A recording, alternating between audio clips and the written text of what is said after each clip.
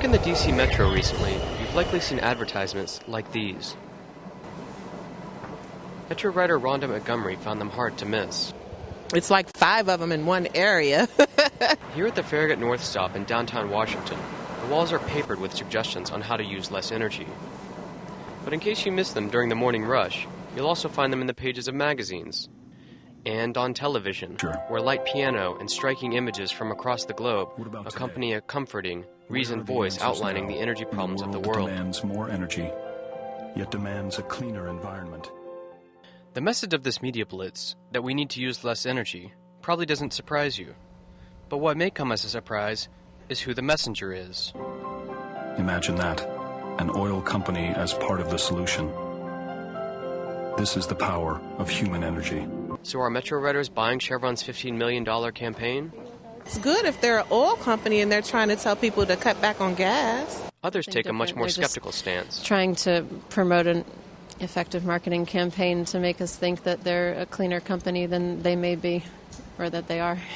I mean, these guys have been making killer profits the last few quarters, and it's just, we've been riding the Metro and taking buses for the last 4 or 5 years, so, we're not going to change, and it's about time they did, in my opinion.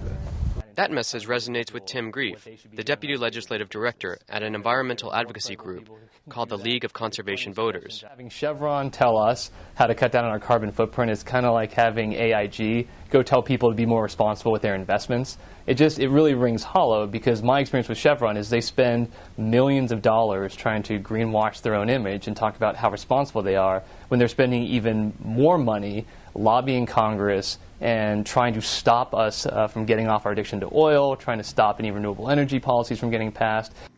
On its website, the League decided to create a series of its own ads entitled, "I Will Point Out Hypocrisy." The mock-ups feature Chevron executives and prominent lobbyists next to pledges that they donate less to influence politicians and that they clean up the toxic waste sites the company created. But in the world of clean energy and marketing, might there be some value in hypocrisy? On saying, hey, we're doing Brian this. Keane is president of the alternative energy marketing firm Smart Power.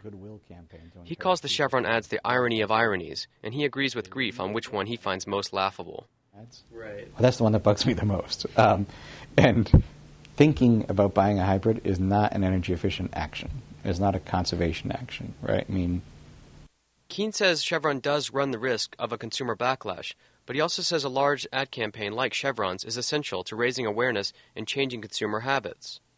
His research shows 84% of Americans say they'll buy clean energy, but less than 3% actually do. In order to really make these numbers work, we need a hardcore marketing campaign to do this. Now, we do this on a state-by-state, city-by-city basis, and when these companies, whether good or bad, come in and are saying similar messages and getting it out in a bigger fashion, it actually only helps the cause. So Keane says there's still value in helping to spread the word about small steps consumers can take to move towards energy efficiency and conservation. It's all about marketing, I guess. With DC's Metro writers, Chevron apparently has its work cut out. In Washington, I'm Frank Carlson.